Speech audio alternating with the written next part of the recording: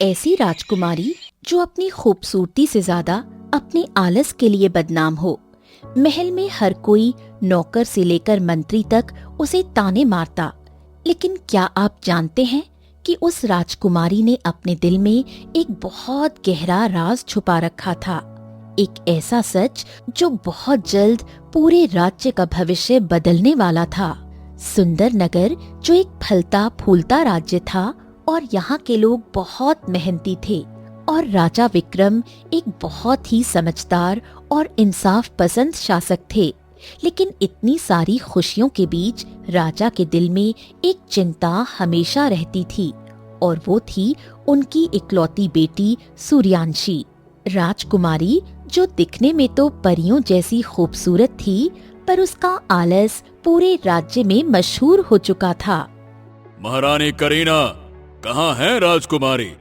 हमें उनसे राज्य के बारे में कुछ विचार करना है, बुलाइए उन्हें।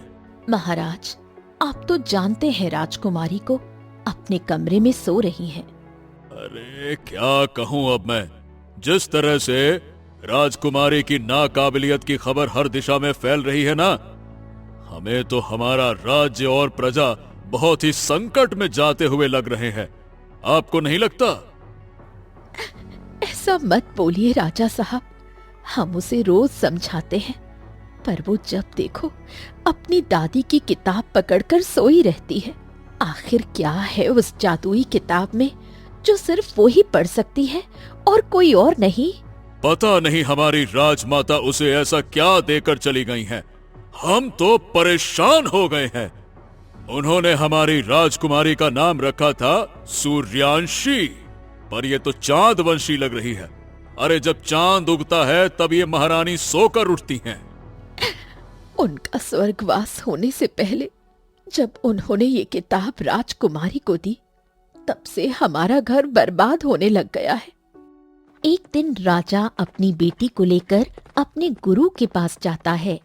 राजा रानी के इतना समझाने के बाद अब गुरुदेव से ही एक उम्मीद बची थी। बेटी सूर्यांशी, महाराज ने आपसे बहुत उम्मीदें लगा रखी हैं, और पूरे राज्य ही नहीं, अब तो राज्य के बाहर भी सबको पता चल चुका है कि आप दिन रात सोई रहती हैं।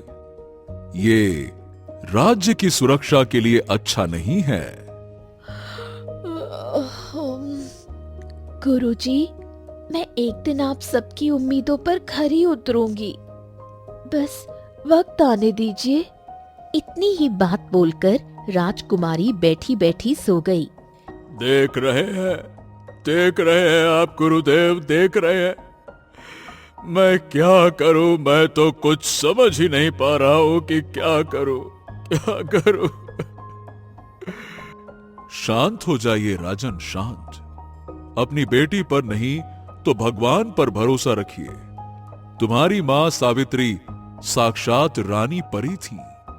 उसने पूरे राज्य की सुरक्षा अपने दिव्या जादू से की थी, और उसकी चहेती हैं ये राजकुमारी। वो जरूर राज्य और राजकुमारी की रक्षा करेंगी, आप निश्चिंत रहिए। ऐसे ही कई साल बीत गए, और अचानक एक दिन जब सुंदर नगर में सब कुछ एकदम शांत था, तभी उत्तर की पहाड़ियों से एक खौफनाक खबर आई। खबरी लाल, क्या बात है? तुम इतने परेशान क्यों हो? क्या कोई बुरी खबर है क्या? महाराज, मालविका नाम की एक दुष्ट जादूगरनी अपनी काली सेना लेकर सुंदर नगर की ओर बढ़ रही है। मालविका बहुत साल पहले सुंदर नगर के राज दरबार का ही हिस्सा हुआ करती थी, लेकिन काली शक्तियों की तरफ झुकाव होने की वजह से उसे रानी परी ने राज्य से निकाल दिया था। अब वो पहले से कहीं ज्यादा ताकतवर और बदले की आग में जलती हुई वापस लौट रही थी। ओहो, अब हम क्या करें गुरुदेव? हमें तो हमारी माँ ने जादू सीखने लायक भी नहीं समझा, और जादुई किताब हमारी बेटी को दे दी, और वो तो बस दिन भर सोकर उस आशीर्वाद को बर्बाद कर रही हैं। ओह राजन, मालविका के पास जादू है तो हमारे पास भी खून है, खून हम बहा देंगे, पर हमारे रहते राज्य और आप पर संकट नहीं आने देंगे। हाँ, शायद हमें पुरानी किताब में कोई रास्ता मिल जाए, कोई ऐसा मंत्र या तरीका जो उसकी काली शक्तियों को बेकार कर सके। मंत्री जी, पर जादू के सामने हम जैसे आम इंसानों का टिकना तूफान के सामने तिनके की दीवार खड़े करने के समान है। पर ठीक है, ठीक है, ठीक है, अब जो ऊपर वाले की मर्जी है वही होगा। सेनापति, अपनी सेना को तैयार करो और उन्हें बलिदान के लिए तैयार रहने को कहो। इस सारी अफरा तफरी के बीच राजकुमारी सभा के एक कोने में चुपचाप बैठी थी। उनकी आंखों में वही शांत, लगभग आलस्य वाला भाव था। अरे हद हो गई है, इस राज्य पर इतनी बड़ी मुसीबत आई है और राजकुमारी को देखो, इन्हें तो जैसे कोई फर्क ही नहीं पड़ता। ये तो उबासियां ले रही हैं। वाह! राजा ने अपनी बेटी की ओर देखा और उनका दिल एक बार फिर निराशा से भर गया। जैसे ही ये खबर राजधानी पहुंची, पूरे राज्य में डर का माहौल बन गया। लोग मालविका के जुल्मों की कहानियां एक दूसरे को सुनाने लगे। कहते हैं कि वो अपनी काली शक्तियों से हरे भरे खेतों को एक झटके में बंजर बना सकती थी, नदियों का पानी जहरीला कर सकती थी और इंसानों को पत्थर बना सकती थी। कुछ ही दिनों में मालविका की सेना राज्य की सीमा पर आ पहुंची और उसने अपनी ताकत दिखाना शुरू कर दिया। आसमान में काले बादल छा गए, जोर जोर से बिजली कड़कने लगी और राज्य के बाहरी गांव की फसलें सूखने लगीं। सुंदर नगर के सिपाही बहादुरी से लड़े, लेकिन जादू के सामने वो बेचारे क्या करते। उसके भेजे धुएं के राक्षस सैनिकों के दिल में ऐसा डर भर देते कि वो अपने हथियार फेंककर भागने लगते। महल में एक अजीब सी खामोशी छाई हुई थी, तूफान से पहले वाली खामोशी। राजा विक्रम अपने सिंहासन पर हार मानकर बैठे थे। उनके मंत्री और सेनापति सिर झुकाए खड़े थे। सुंदर नगर का अंत अब दूर नहीं लग रहा था। महाराज हमें माफ कीजिएगा। हमारी आधी से ज्यादा सेना वीर गति को प्राप्त हो गई है और अब मालविका महल के दरवाजे पर खड़ी है। महाराज, सब खत्म हो गया, सब खत्म। हाँ, ठीक है, अब आप लोग नहीं, हम जाएंगे मालविका से लड़ने, हम स्वयं। तभी सभा में राजकुमारी आई, लेकिन आज वो रोज वाली आलसी राजकुमारी बिल्कुल नहीं लग रही थी। उसकी चाल में एक अजब सा आत्मविश्वास था। उनकी आंखों में एक अजीब सी चमक थी और उनके चारों ओर एक हल्की सुनहरी रोशनी महसूस हो रही थी। सब लोग उन्हें हैरानी से देखने लगे। पिताजी, अब आप चिंता मत कीजिए, आपसे पहले मुझे मालविका का सामना करना है। हाँ, पर बेटी, हम तो सब कुछ हार चुके हैं। पिताजी, आपकी माँ यानी मेरी दादी ने जो किताब मुझे दी थी, उस किताब में मालविका से होने वाले खतरे का पहले ही जिक्र था। आपको जो मेरा आलस लगता था, असल में मेरी दिन रात की सूर्य तपस्या थी, जिससे मैं मालविका जैसे खतरे का सामना कर सकूं। ये क्या कह रही हो बेटी? दादी की किताब ने मुझे चुना था और उसमें मुझे सूर्य तपस्या करके राज्य को बचाने का तरीका बताया था। आज मेरी तपस्या पूर्ण हुई और मैं अब मालविका को खत्म करूंगी। सभा में मौजूद हर कोई हैरान था। जो लोग राजकुमारी को जीवन भर ताने मारते रहे, वही असल में राज्य की सबसे बड़ी उम्मीद लग रही थी। ठीक उसी पल महल के दरवाजों पर एक जोरदार धमाका हुआ। मालविका आ पहुंची थी। मुझे उसका सामना करने जाना होगा। आप सब अंदर ही रहिएगा। ये कहकर राजकुमारी अकेले ही महल के मुख्य दरवाजे की ओर बढ़ गई, तो सामने मालविका अपनी काली शक्ति में लिपटी खड़ी थी। उसकी आंखें नफरत से जल रही थीं।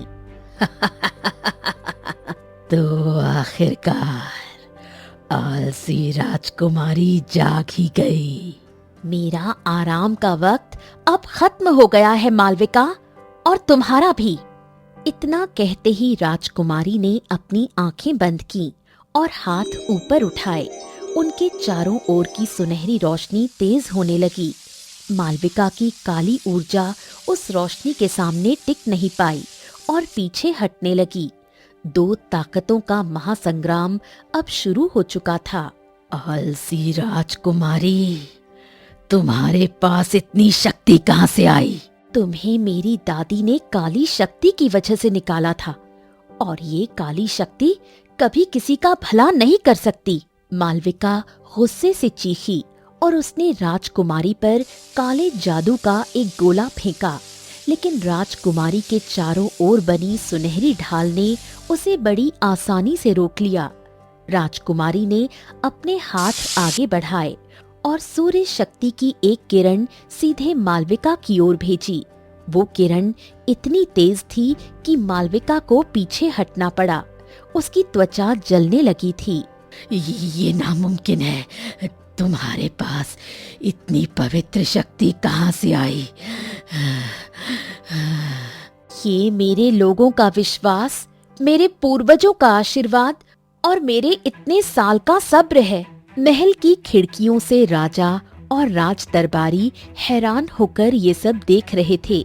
उनकी आलसी राजकुमारी एक शक्तिशाली देवी में बदल चुकी थी, जो अकेले ही राज्य के सबसे बड़े दुश्मन का सामना कर रही थी। आखिरकार मालविका ने अपनी बची खुची सारी ताकत एक आखिरी सबसे खतरनाक हमले में लगा दी। एक बहुत बड़े काले जादू का गोला उसके हाथों में बनने लगा, जो पूरे महल को तबाह कर सकता था। राजकुमारी ने अपनी आंखें बंद की और सालों से जमा की हुई सारी सूर्य शक्ति को अपनी हथेलियों पर इकट्ठा किया। एक चमकदार हीरे जैसी रोशनी उनके हाथों में चमकने लगी। जैसे ही मालविका ने अपना काला गोला फेंका, राजकुमारी ने भी अपनी पवित्र रोशनी की किरणें छोड़ दी। दोनों शक्तियां हवा से टकराईं। एक पल के लिए सब कुछ थम सा गया।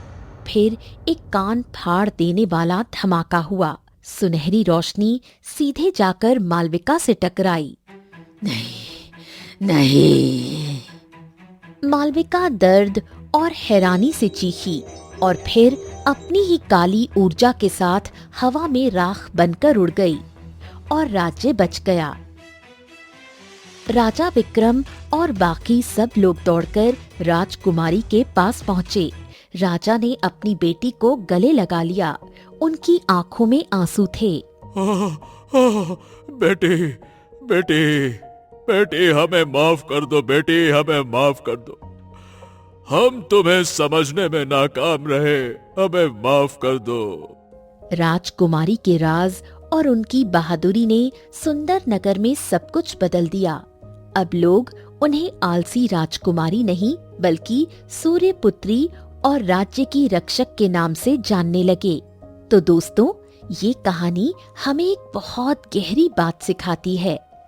महान काम अक्सर शोर शराबे से नहीं बल्कि शांत और मजबूत इरादों से पूरे होते हैं। सच्ची कीमत दिखावे में नहीं बल्कि आपके इरादे और कर्मों से होती है। अगर आपको ये कहानी पसंद आई तो प्लीज वीडियो को लाइक करें, अपने दोस्तों के साथ शेयर करें और ऐसी ही और मजेदार कहानियों के लिए हमारे चैनल को सब्सक्राइब करना न भूलें। नीचे कमेंट्स में हमें जरूर बताएं कि आपने इस कहानी से क्या सीखा। एक ऐसी राजकुमारी जो अपनी खूबसूरती से ज्यादा अपने आलस के लिए बदनाम हो।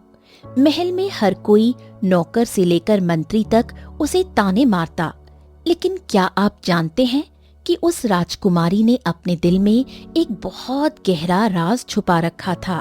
एक ऐसा सच जो बहुत जल्द पूरे राज्य का भविष्य बदलने वाला था। सुंदर नगर जो एक फलता फूलता राज्य था और यहाँ के लोग बहुत मेहनती थे, और राजा विक्रम एक बहुत ही समझदार और इंसाफ पसंद शासक थे।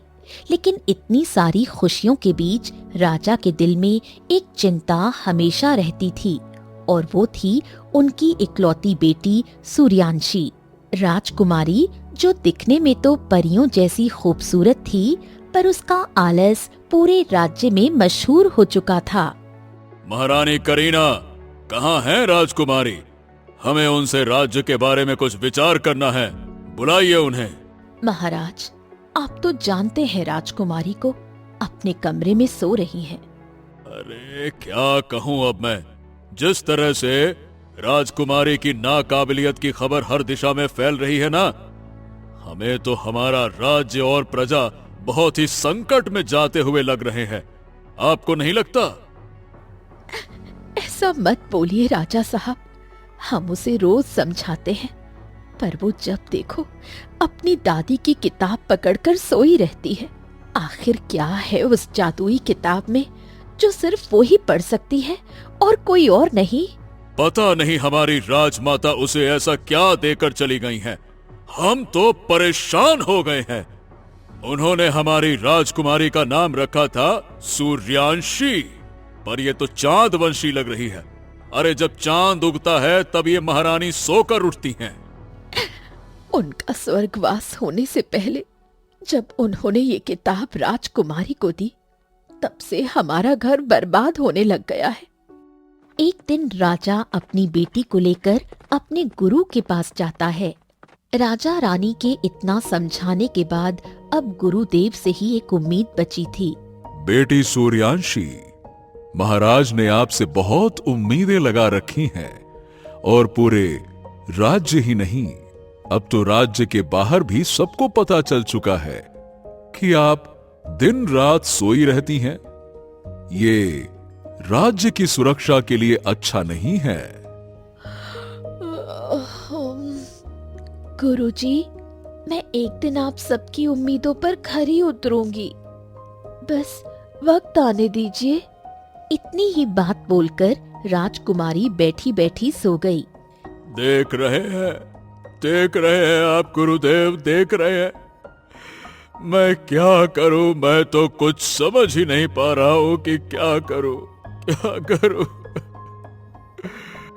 शांत हो जाइए राजन, शांत। अपनी बेटी पर नहीं तो भगवान पर भरोसा रखिए। तुम्हारी मां सावित्री साक्षात रानी परी थी। उसने पूरे राज्य की सुरक्षा अपने दिव्या जादू से की थी, और उसकी चहेती हैं ये राजकुमारी। वो जरूर राज्य और राजकुमारी की रक्षा करेंगी, आप निश्चिंत रहिए। ऐसे ही कई साल बीत गए और अचानक एक दिन जब सुंदर नगर में सब कुछ एकदम शांत था, तभी उत्तर की पहाड़ियों से एक खौफनाक खबर आई। खबरी लाल, क्या बात है? तुम इतने परेशान क्यों हो? क्या कोई बुरी खबर है क्या? महाराज, मालविका नाम की एक दुष्ट जादूगरनी अपनी काली सेना लेकर सुंदर नगर की ओर बढ़ रही है। मालविका बहुत साल पहले सुंदर नगर के राज दरबार का ही हिस्सा हुआ करती थी, लेकिन काली शक्तियों की तरफ झुकाव होने की वजह से उसे रानी परी ने राज्य से निकाल दिया था। अब वो पहले से कहीं ज्यादा ताकतवर और बदले की आग में जलती हुई वापस लौट रही थी। ओहो, अब हम क्या करें गुरुदेव? हमें तो हमारी माँ ने जादू सीखने लायक भी नहीं समझा, और जादुई किताब हमारी बेटी को दे दी, और वो तो बस दिन भर सोकर उस आशीर्वाद को बर्बाद कर रही है। ओह राजन, मालविका के पास जादू है तो हमारे पास भी खून है, खून। हम बहा देंगे, पर हमारे रहते राज्य और आप पर संकट नहीं आने देंगे। हाँ, शायद हमें पुरानी किताब में कोई रास्ता मिल जाए, कोई ऐसा मंत्र या तरीका जो उसकी काली शक्तियों को बेकार कर सके।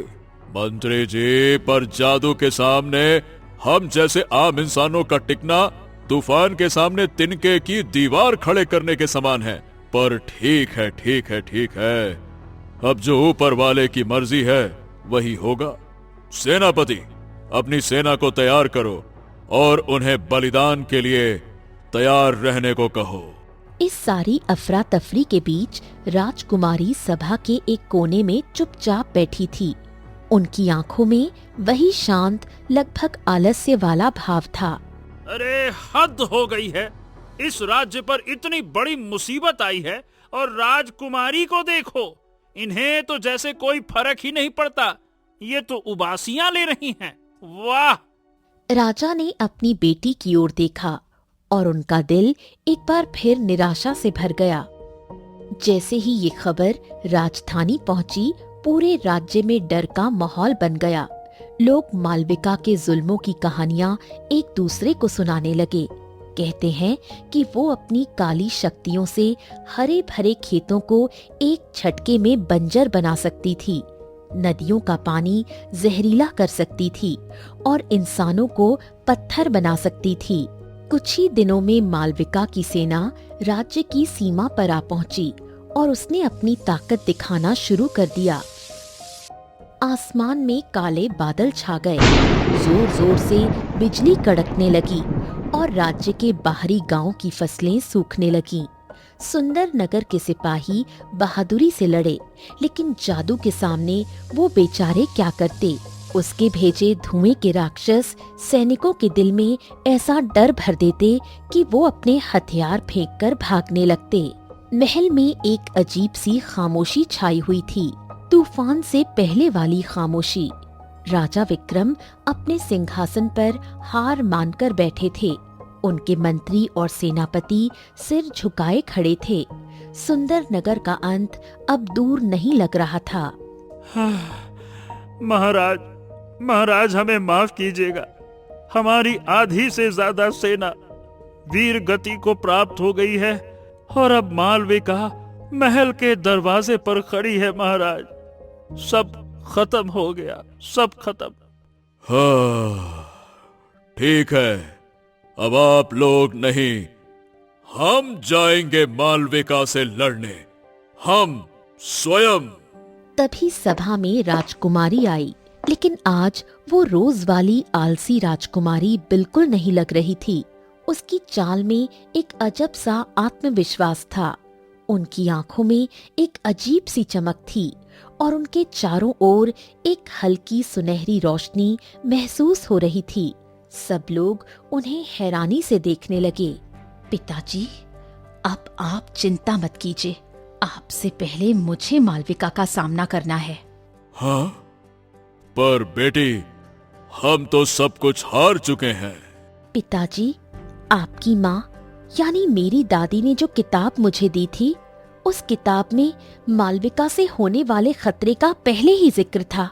आपको जो मेरा आलस लगता था, असल में मेरी दिन रात की सूर्य तपस्या थी, जिससे मैं मालविका जैसे खतरे का सामना कर सकूं।